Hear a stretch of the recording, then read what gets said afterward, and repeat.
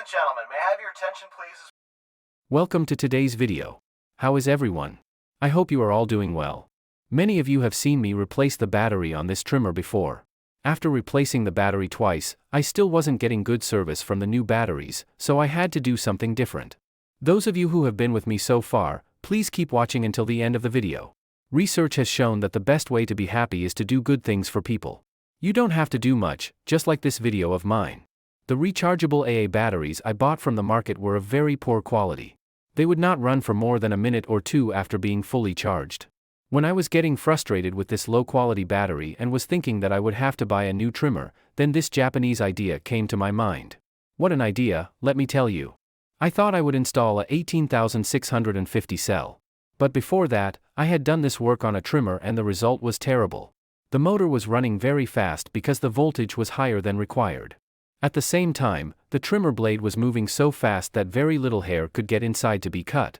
The blade was also getting very hot. That's the situation. So this time I have made a foolproof plan. I will install a 18,650 cell. It will definitely need a charger module to charge it, which can be charged from USB.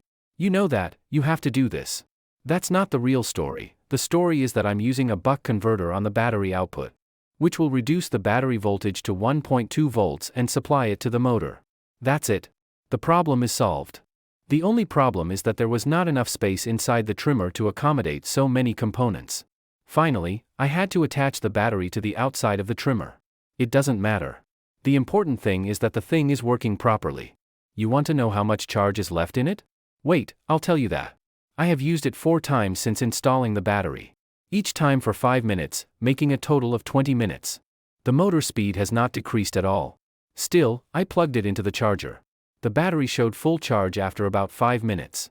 That means the battery charge had only decreased slightly. So if this is the case, I only have to use it once a week. I was thinking that it would last at least 6 months without charging.